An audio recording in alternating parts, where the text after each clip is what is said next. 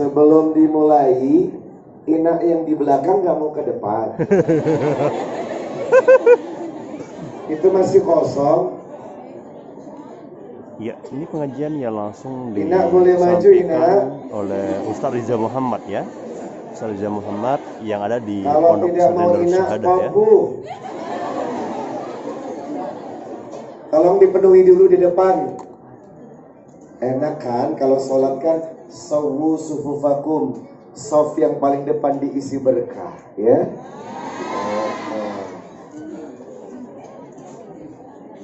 Sudah siap? Adik udah siap? Ina udah siap? Ama udah siap? Bajang sudah siap? Dedare sudah siap? Bebalu sudah siap?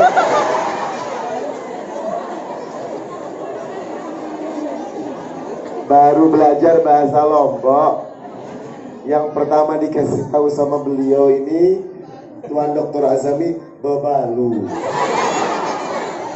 Saya nanya, bebalu itu apa? Ternyata kau masih gadis atau sudah janda?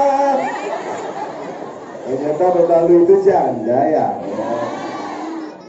Saya nanya, kalau duda sama. Loh, maksudnya bebalu Nina, bebalu mama. Oh.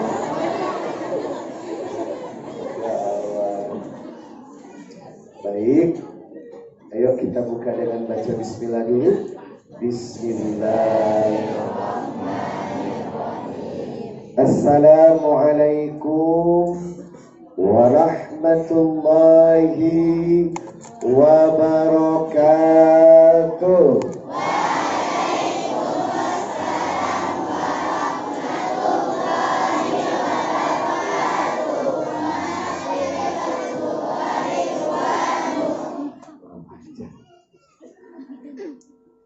أعوذ بالله من الشيطان الرجيم. بسم الله الرحمن الرحيم. الرحمن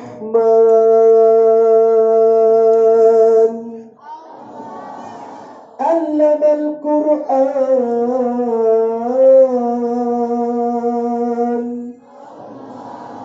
خلق الإنسان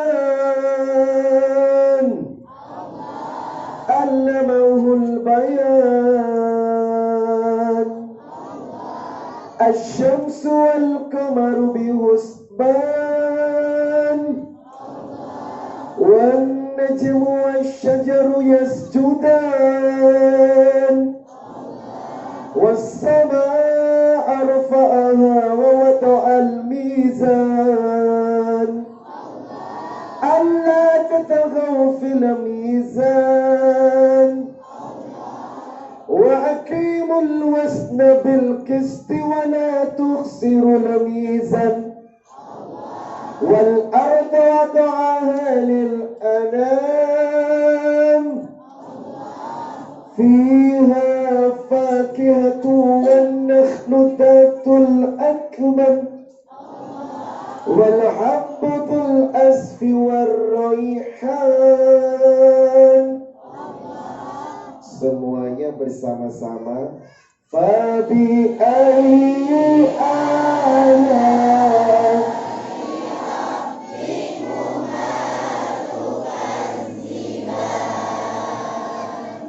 Innal hamdalillah nahmaduhu wa nasta'inuhu wa nastaghfiruh wa na'udzu billahi ta'ala min sururi anfusina wa min sayyiati a'malina. Man yahdihillahu fala mudilla lahu wa man yudlil fala hadiya lahu. Asyhadu an la ilaha illallah wahdahu la syarika lahu wa asyhadu anna Muhammadan abduhu wa rasuluh la nabiyya ba'da.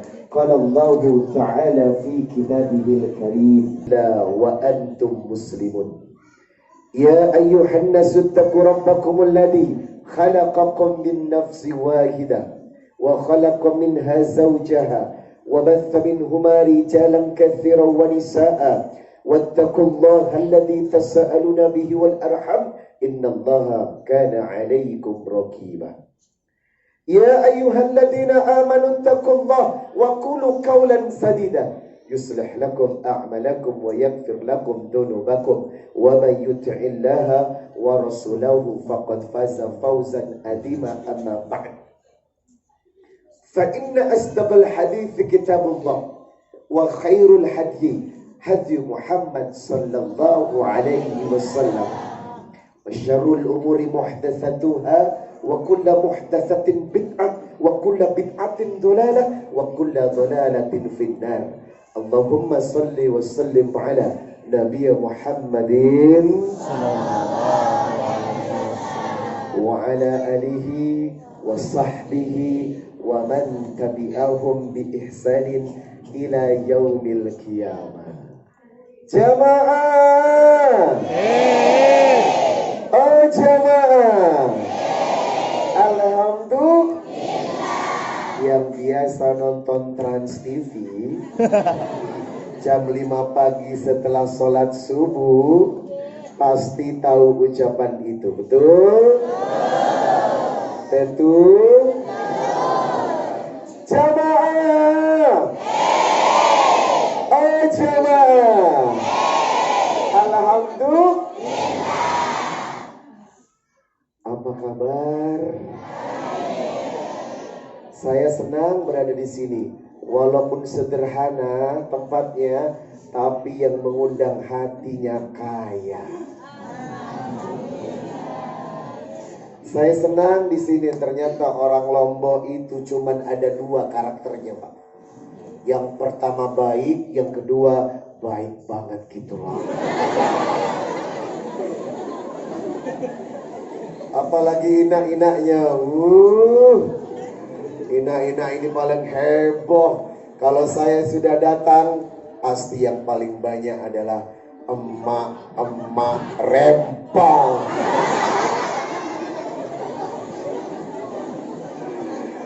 Subhanallah, kalau bapak-bapaknya sih gak seberapa ya. Ya maklumlah, begini resikonya jadi orang ganteng.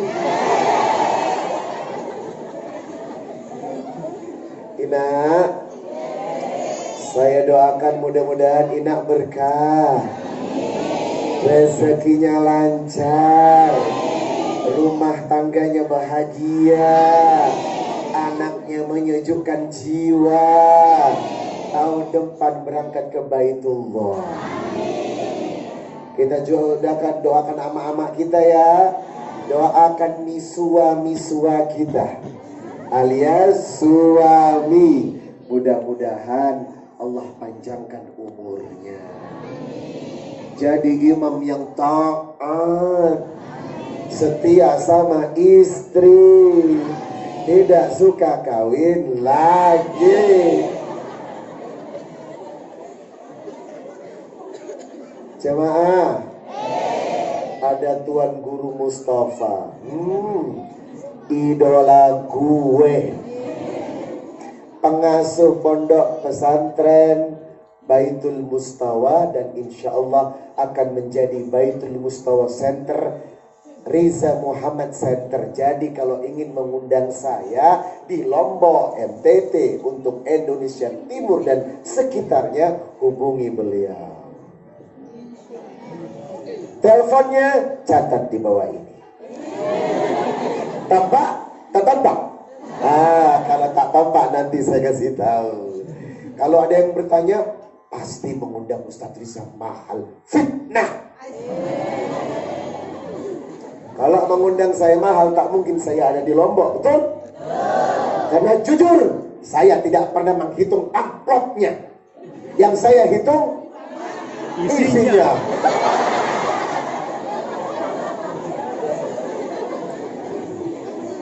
Jemaah, semoga pertemuan ini berkah ya.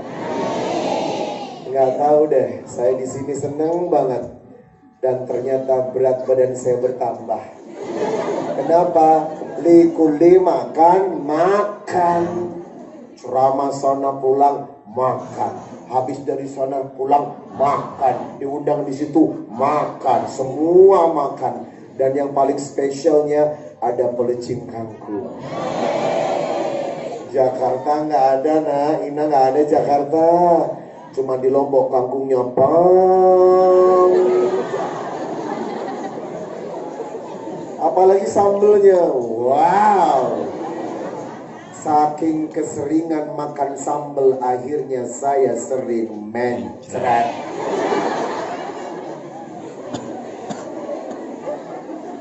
Jemaah, alhamdulillah. Tuan Guru Mustafa ini tergolong suami yang setia dengan satu istri. Sempat mau nikah lagi, tetapi tak jadi. Sebab apa? Istrinya mendatanginya dengan air mata. Kurang apa aku?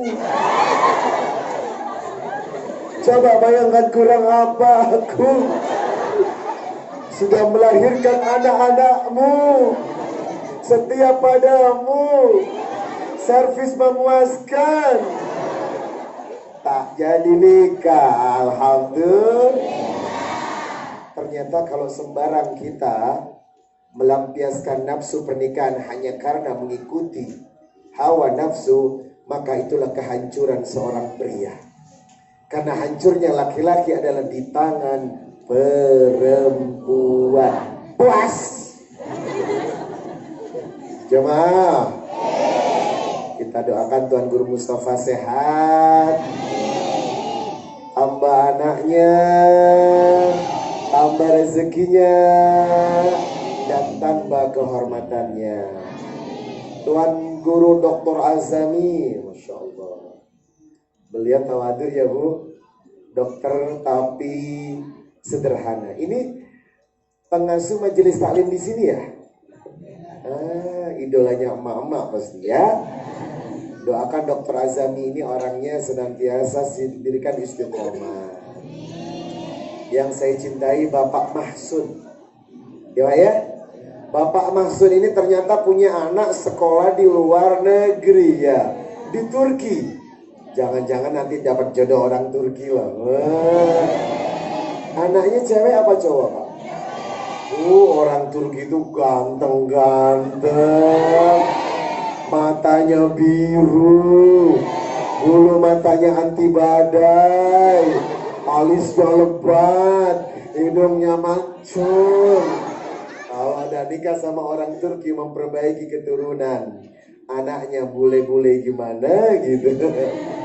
Sekarang sudah berapa juz Tuan anaknya? Waktu baru masuk 7. Sekarang ada informasi terbaru? Belum ya, Masya Allah. Baru masuk Turki syaratnya 7 juz. Ayo adik-adik cintai Al-Quran. Karena apa? Ahlul Quran ahlullah wa khasah. Orang yang khusus di mata Allah adalah ahli Quran. Siapakah ahli Quran? Yang pertama orang yang menghafal Quran.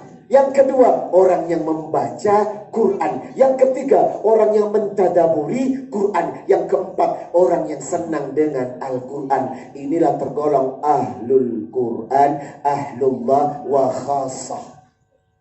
Makanya saya berdoa, adik-adik yang cantik-cantik ini jadi penghafal Quran.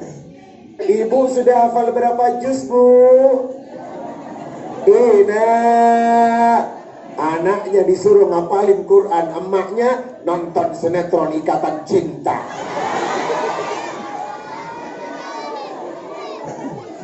Ina, sadar diri dong.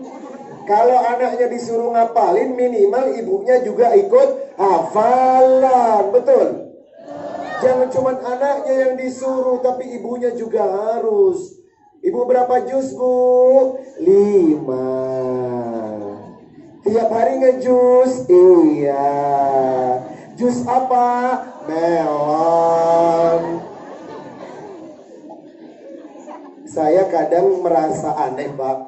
Orang tua ingin anaknya jadi penghafal Quran, tapi bapaknya nggak mau juga ikut-ikutan. Lagi mana ngasih contoh. Makanya kalau ingin anaknya menjadi penghafal Quran, orang tuanya juga harus ngasih contoh. Setidaknya hiasi rumah kita dengan Al-Quran.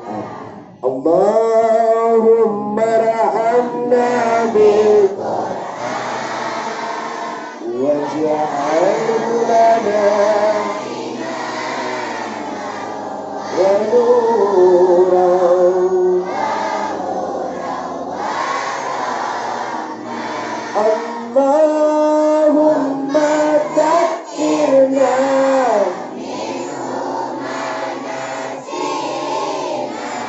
وعلمنا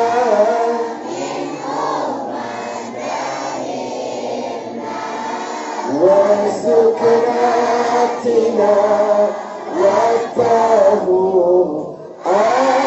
آناء وأطراف واجعله لنا حجة يا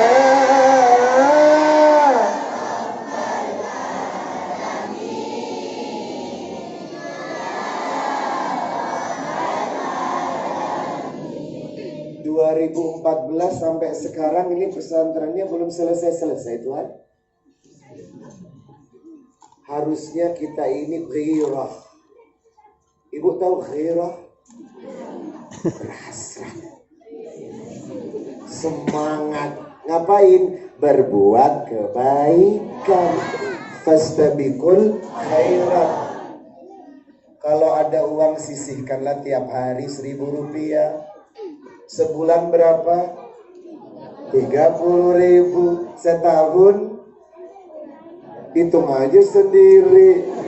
30.000 kali 10, 300. Masukkan ke pesantren. Atau tiap orang satu hari 10.000. Kalikan tiap hari 10.000. Dan untuk pesantren cepat jadi pesantren. Karena ilmu sedekah kita aja yang kurang, jadinya banyak pesantren yang sudah lama tetapi belum terselesaikan. Makanya the power of giving. Everybody understand? Kekuatan sedekah. Kekuatan sedekah itu akan membantu hidup kita bahagia. Jamaah, ada banyak orang kaya tetapi hatinya miskin. Setuju? Ada orang miskin hatinya kaya. Betul? Nah, di mana posisi Anda? Kaya harta atau miskin hati? Atau miskin hati tapi kaya harta? Kalau saya kaya harta sama kaya hati. Ya iyalah, ya enggak? Jadi orang kaya itu nggak salah, betul? Abu Bakar orang kaya, Umar orang kaya. Kalau nggak kaya, mereka tidak akan bisa mensupport dakwah Nabi.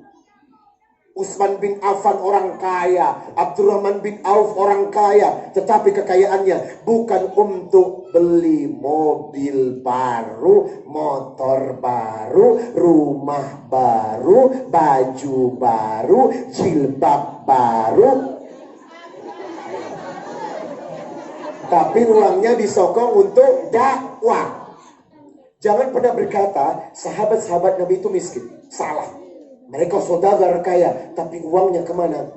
Dialirkan ke dakwah lillah, untuk Allah. Berarti apa? Dia kaya harta dan kaya hati. Nah pertanyaannya, kalau nggak punya duit,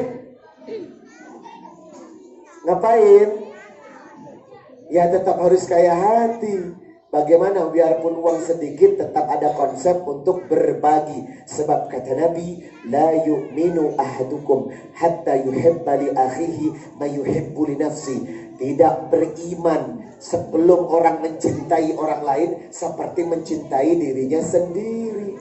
Kalau ada anak butuh bantuan, sekolah butuh makan, atau anak-anak pesantren yang satu hari makannya 3 kali, kan butuh duit, bantu. Betul? Dan kalau untuk sekolah mungkin ada dana bos dari pemerintah, betul? Tapi kalau makan 3 kali sehari, ongkosnya lumayan juga kan untuk yayasan dan pesantren. Kalau bukan kita yang bantu, siapa?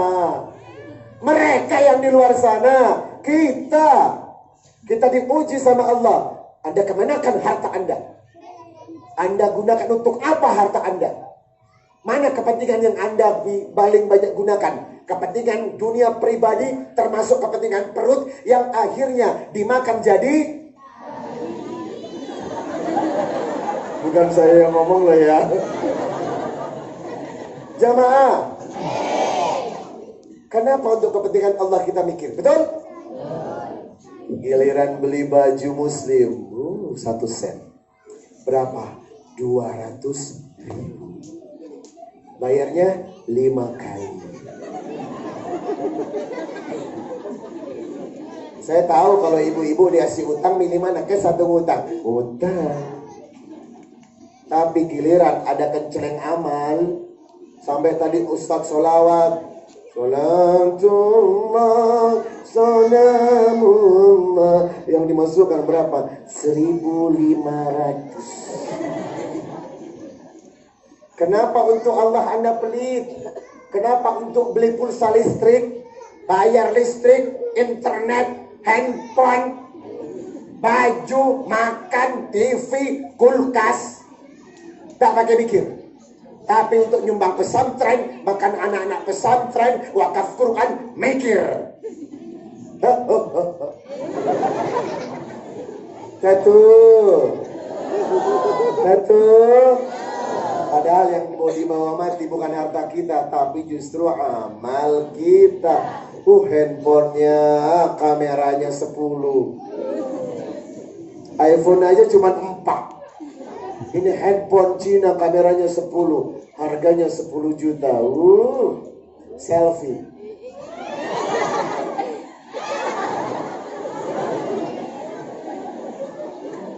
Giliran disuruh nyumbang pesantren, suruh ngasih gocap. Itu gocap bahasa Jakarta.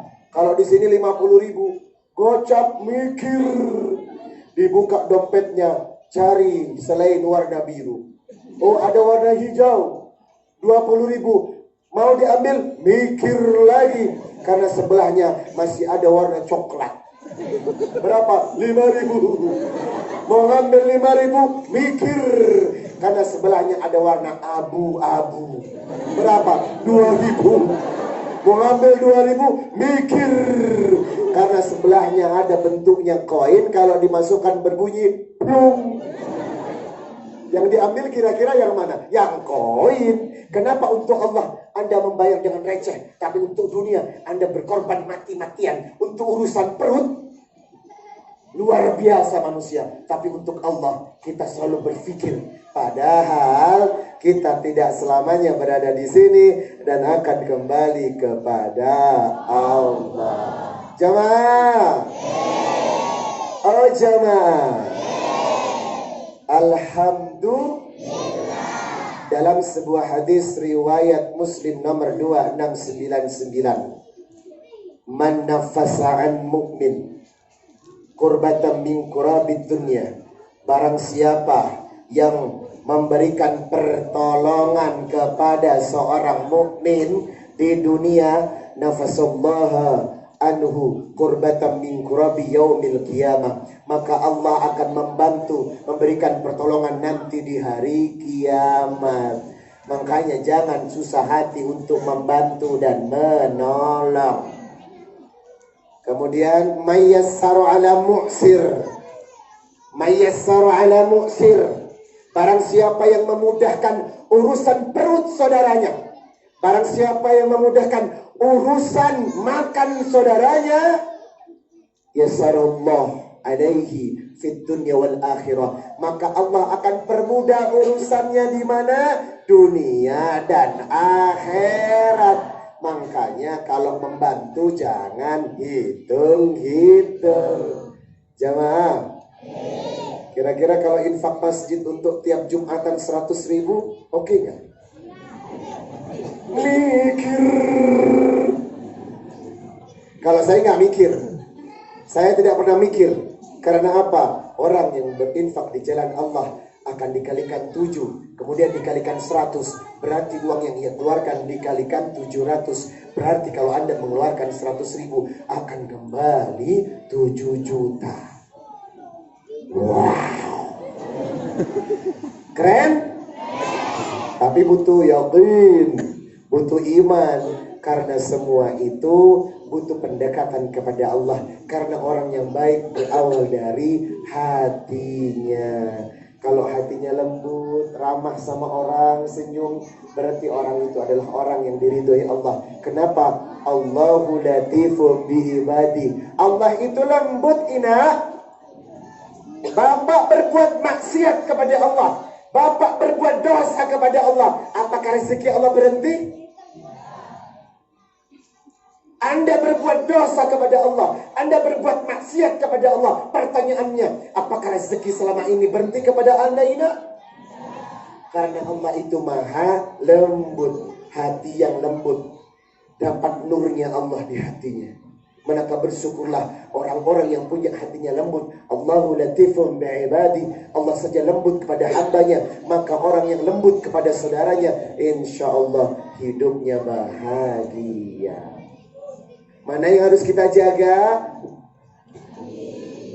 Jagalah. Mana suaranya? Jagalah. Jangan kau nodai, jagalah hati, cahaya hidup ini.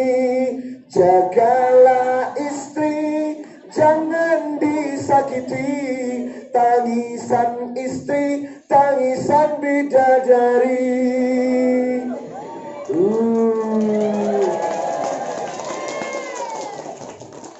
Assalamualaikum. Boleh berdiri sebentar, Pak? Boleh berdiri sebentar ya. Dan Bapak siapa? Bapak Jumail. Jagalah suami, jangan dibohongi.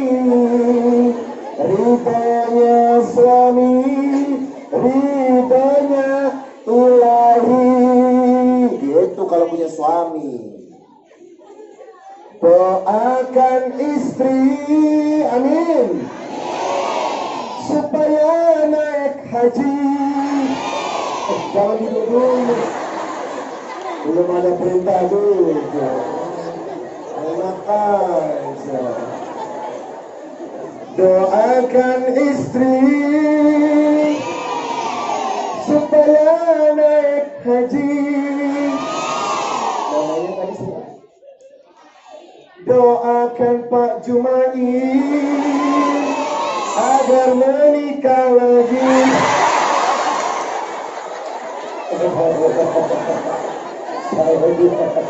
Silakan dulu, Pak. Ternyata laki-laki setia tidak mau katanya. Kalau ini ditawarkan kepada Tuan Guru Mustafa, bahaya ini jemaah. Oh jamaah, alhamdulillah. Angkat tangan yang punya hutang. Jujur aja. Saya mau mendoakan. Saya punya doa pelunas hutang. Ya, kita ulang lagi, bilang lagi. Angkat tangan yang punya hutang.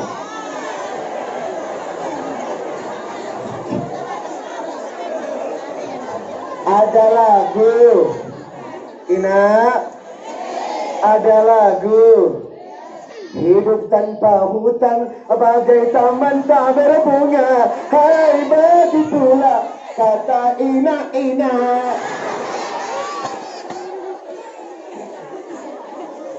Jawab. Inna lillahi wa inna ilaihi raji'un. Ternyata mayoritas di hadapan saya adalah emak-emak yang punya hutang. Ya Allah. Tapi saya mau mendoakan, boleh? Doa pelunas hutang. Mari kita berdoa yang punya hutang sungguh-sungguh membacanya. Kalau dibaca besok yakin lunas. Asalkan dibayar. Ini doa Nabi Sulaiman agar rezekinya berkah. Yuk ikuti saya. Bismillahirrahmanirrahim. Rabbi auzi'ni an ashkura ni'mataka allati أنعمت علي وعلى والدي وأن أعمل صالحا ترضاه وأدخلني برحمتك في عبادك الصالحين. Amin. Hutang lunas, rezeki amin, rezeki lancar, hutang lunas. Jamaah, ada dosa yang sering dilakukan dalam hidup yang berkaitan dengan hutang piutang. Apalagi kalau hutang piutangnya ada kelebihan, alias pinjam 100.000 balik 150.000, pinjam 200 balik 220.000, pinjam 300 balik 350.000. Kalau ini diakadkan di awal, kamu pinjam 300, saya minta 10%, berarti 330. Ini namanya riba. Ada nggak di sini begitu? Oh ada. Ada nggak? Oke lah. Yang punya cicilan ada? Orang yang nyicil motor, nyicil mobil, nyicil panci, nyicil baju, nyicil handphone, itu semua riba. Ngomong apa sekarang? Jamaah, apa secara etimologi, secara bahasa makna riba? Al-fadl ziyadah, sesuatu yang bertambah, itu riba. Kullu qardin jarra manfaatan, hutang. Kullu qardin jarra manfaatan, hutang yang nilainya diambil manfaatnya berarti lebih, wa huwa riba, itu riba. Contoh, ibu bayar cicilan motor, harga cash jauh dengan harga hutang, betul?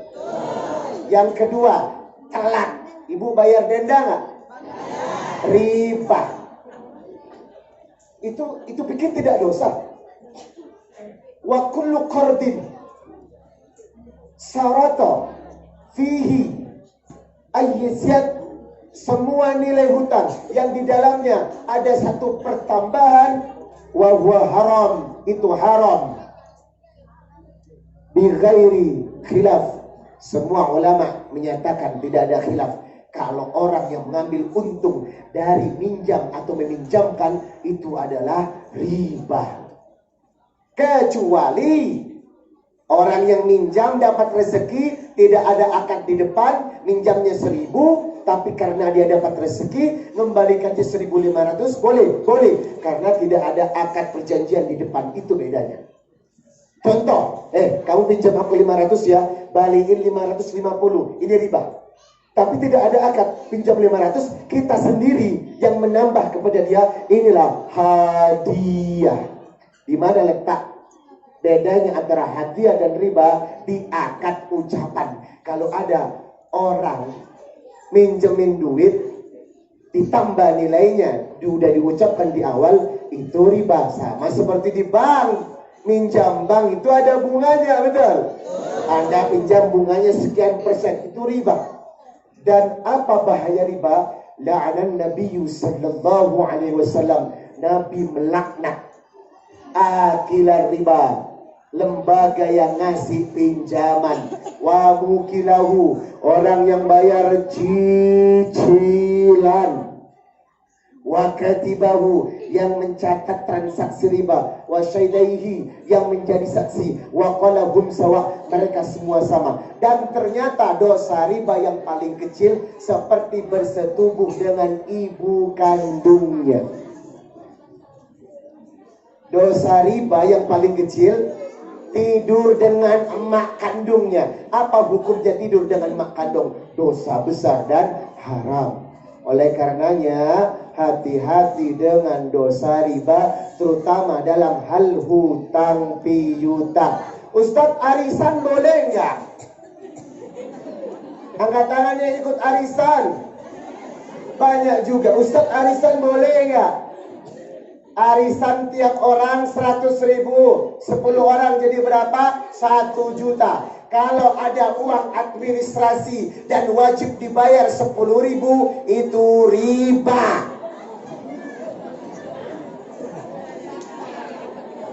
Mana ada uang arisan administrasi? Kan kita dolim, Mbak. Sudah terima 1 juta, dikurangi uang administrasi 10.000, jadi 990. Kan uangnya tidak utuh, harusnya 1 juta. Ini namanya riba. Kecuali dia mau berinfak dengan rela hati. Karena rata-rata arisan itu ngasih uang administrasi. Semacam bank saja ada uang jasa. Hati-hati yang ikut arisan. Kalau arisannya pakai administrasi, uang capek dan uang jasa, maka haram hukumnya. Karena itu riba, mengurangi hak orang. Di sekitar ini banyak praktik juga jualan. Harga kerudung cash 300.000. Kalau cicil jadi 500.000. Boleh. Ambil untung berapapun boleh, sekena hati. Tetapi ribanya di mana? Kalau harganya tidak wajar. Harga kerudung yang biasanya 200.000 dijual 500, wajar nggak, Bu? Katanya wajar. Kenapa? Kan hutang. Padahal Ibu tahu dasar hutang piutang apa? Untuk membantu orang yang tidak memiliki uang cash. Itu dasarnya membantu. Ibu, hutang itu bukan cari untung tapi membantu. Islam mengajarkan Anda boleh melakukan transaksi hutang piutang, tapi tujuannya membantu saudara, bukan mencari keuntungan di atas penderitaan saudara kita. Kalau kita pinjam uang ke bank, ngembaliinnya lebih nggak? Pasti lebih. Karena apa? Mereka mengambil untung dari penderitaan orang yang membutuhkan. Coba Bu bayangkan, orang ini ibunya sakit, operasi butuh uang 15 juta, pinjam kanan kiri nggak dapat, akhirnya pinjam ke bank. Sudah tahu musibah sakit, Pak, pinjam ke bank memberikan bunga untuk keuntungan karyawannya. Berarti kan dia makan di atas rasa penderitaan saudaranya. Mana Islam ajarkan itu?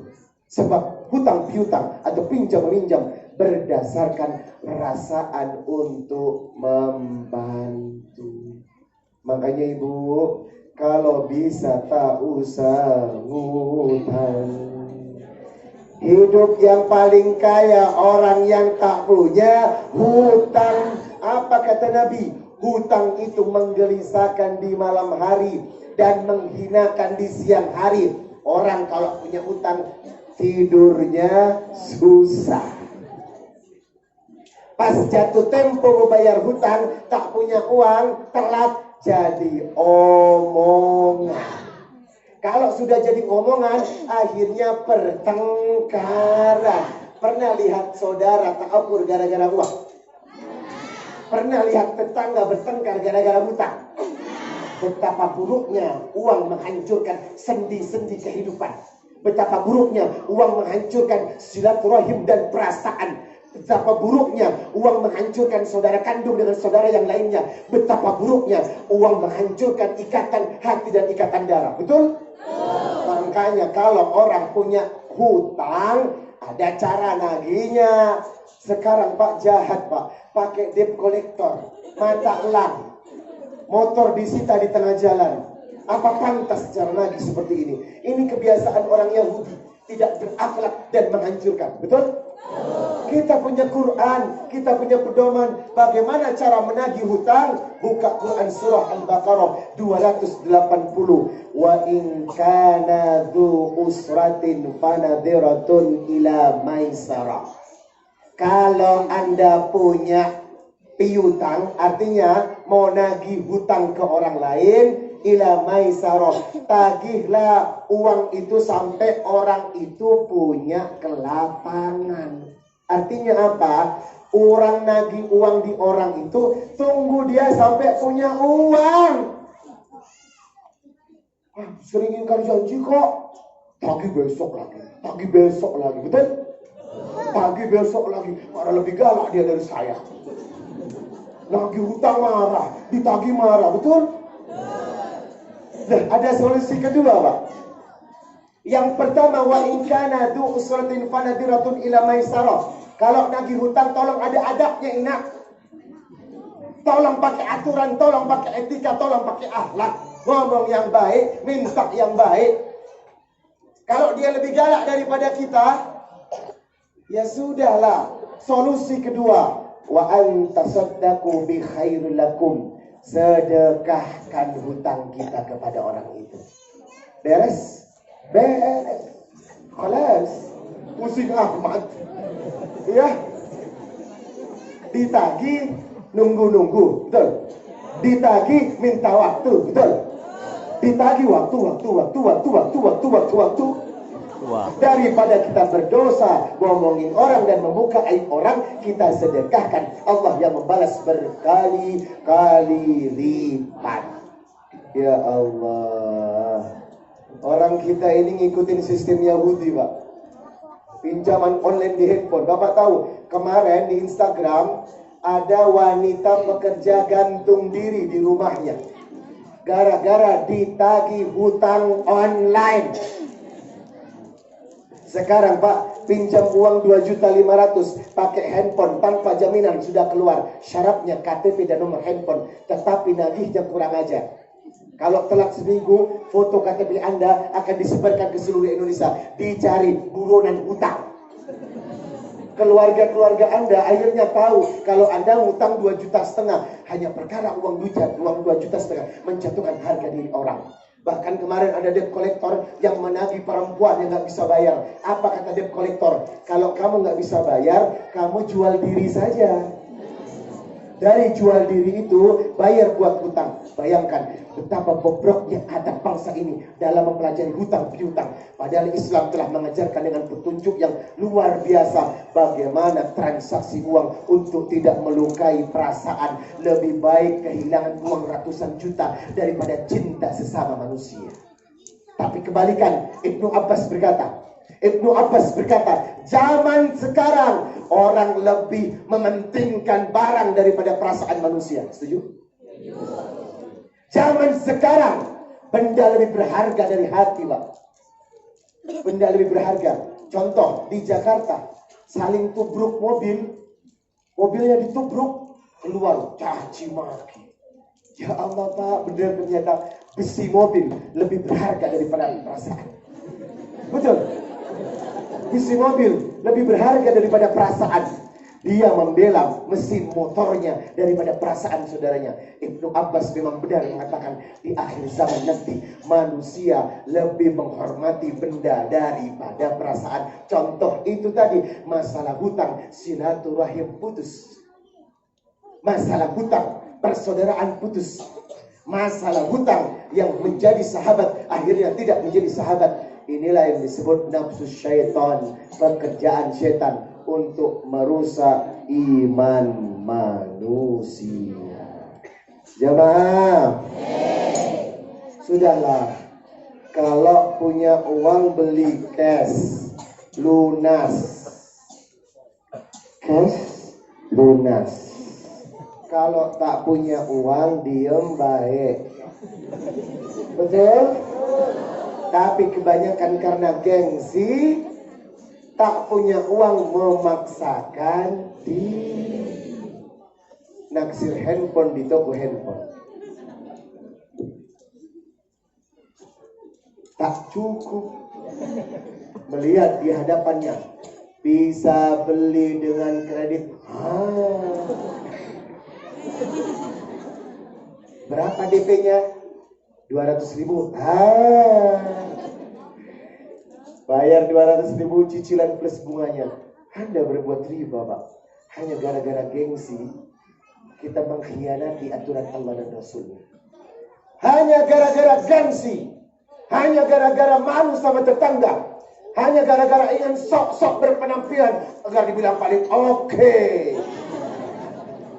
Sampai mengorbankan syariatnya Allah, menginjak-injak aturan Allah. Makanya hari ini kita yang ada di sini, daripada memaksakan diri beli benda-benda yang tidak akan dibawa mati, hendaklah bersihkan hati untuk menabung persiapan mati.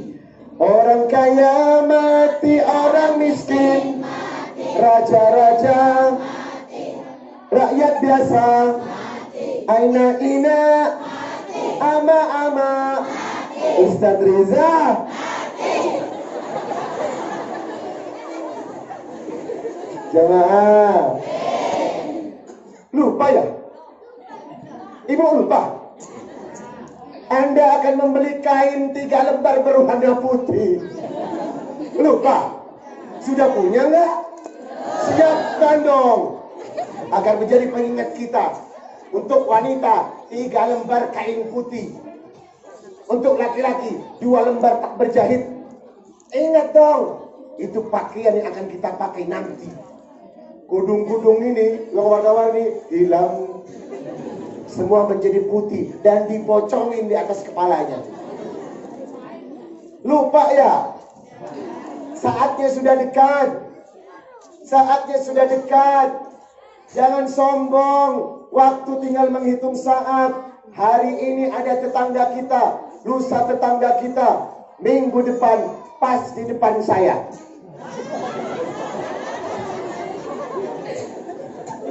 Dia bingung, oh saya ya. Jamaah, yuk kembali kepada Allah, yuk. Buang gengsi dunia. Gak punya uang gak usah ngutang. Apalagi yang paling berat kalau utang dibawa mati. Allah tidak akan pernah menghisap Anda sampai hutang Anda lunas loh. Ingat, 1 rupiah pun hutang kita kepada orang belum terbayar, tolong catat dengan baik. Karena 1 rupiah tak terbayar kepada orang itu, dan orang itu tidak mengikhlaskan, maka Anda tidak akan pernah dihisap oleh Allah jenazah. Beratlah perkara hutang. Sampai mati Anda dituntut ingat. Sampai mati Anda dituntut untuk melunaskan hutang. Kecuali sudah berniat melunasi, berusaha, berupaya, tapi tak kuat dan tak mampu, itu lain lagi. Allah yang akan melunasinya. Tapi kadang sengaja punya utang 100.000, beli pulsa. Pulsa dulu, utangnya gak dilunasi. Pas mati, rasai. Digoreng, diulek. Gara-gara faktor hutang. Anda pikir hutang Anda yang belum terbayarkan di orang dibiarkan begitu saja? Hutang-hutang yang dulu yang Anda lupakan pada orang itu dan belum terbayarkan, ketika Anda mati, maka itu akan ditagih sebagai bentuk pertanggungjawaban. Kalau perkara hutang Anda belum lunas, maka perkara hisab tidak akan pernah terjadi sampai hutang itu lunas dan kita masuk daftar waiting list, daftar tunggu. Ibu di kuburan begini, Bu, nunggu. Ibu gak ada siapa loh. Kuburan itu sempit, hitam gelap, gini aja. Ya Allah, nasib gue, ya Allah. Ibu mau gini gak bisa diikat. Apa yang mau disombongkan? Mobil, motor, duit. Hari ini saya akan buka kunci kepada Anda. Bagaimana terlindung dari azab kubur dengan cara wakaf Quran. Jangan menolak kalau disuruh wakaf. Wakaf Quran. Quran ini akan diserahkan ke pesantren ini untuk santrinya bisa membaca dengan metode hufaz, cara menghafal yang baik, karena Al-Qur'annya berwarna, gampang menghafalkannya. Diserahkan, saya bawa dari Jakarta 4.000 eksemplar, dan sekarang sisa 2.000-an eksemplar lagi. Makanya ibu, tolong berkorban untuk jalan Allah, karena saat Anda sudah tinggal menghitung hari.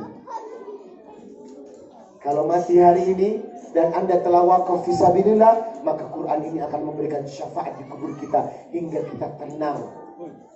Jamaah, wakaf yuk, wakaf Quran yuk, untuk Allah yuk. Insya Allah wakaf ini, Quran ini harganya 100.000. Kalau di toko 120.000. Ini dari pabrik 100.000 wakaf. Saya akan memberi metode pembelian. Yang ingin membeli 20 Al-Quran untuk pesantren boleh. Yang ingin membeli 10 Al-Quran untuk pesantren boleh. Ini untuk pesantren lah ya. Ini diserahkan ke pesantren. Yang ingin membeli wakaf 5 Al-Quran boleh. Yang ingin membeli 3 Al-Quran boleh. Yang akhirnya yang paling pelit beli 1 Al-Quran. Iya, paling akhir maksudnya. Tapi kalau ada rezeki 20 Al-Quran kan lebih bagus ya. Ustadz, kalau 20 Al-Quran berapa? Cuman 2 juta rupiah.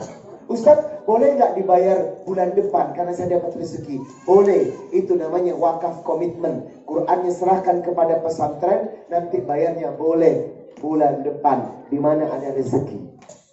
Tapi kalau ada uang cash lebih baik, karena kita nggak mikir-mikir lagi. Jamaah, silakan pertama dulu ya. Silakan yang bersedia, insya Allah untuk teman kubur kita yang bersedia membeli di awal 20 Al-Quran, angkat tangan.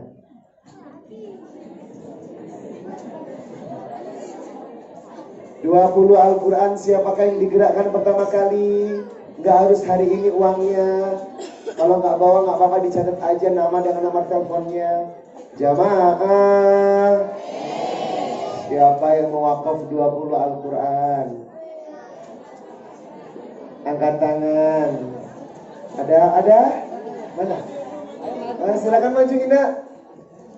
Alhamdulillah. Takbir. Allahu Akbar. Masya Allah, orang pertama yang dibuka hatinya oleh Allah untuk wakaf 20 Al-Quran. Silakan Ina. Tilit. Silakan. Alhamdulillah. Tolong tim documentation, tim foto untuk cepat mengabadikan momen ini. Mana? Ina, ini 20. Dengan Ina siapa namanya? Naisa. Ina Naisa. Iya, Ibu Naisa, ini 20 Al-Quran. Terserah, mau dibawa 1 boleh, untuk 19 diwakafkan, atau terserah Ibu. Yang penting Ibu pegang 1 aja buat di rumah ya. Silakan foto. Ibu dibuka. Ibu buka dosa. Oh, Masya Allah. Itu Bu. Oh ya.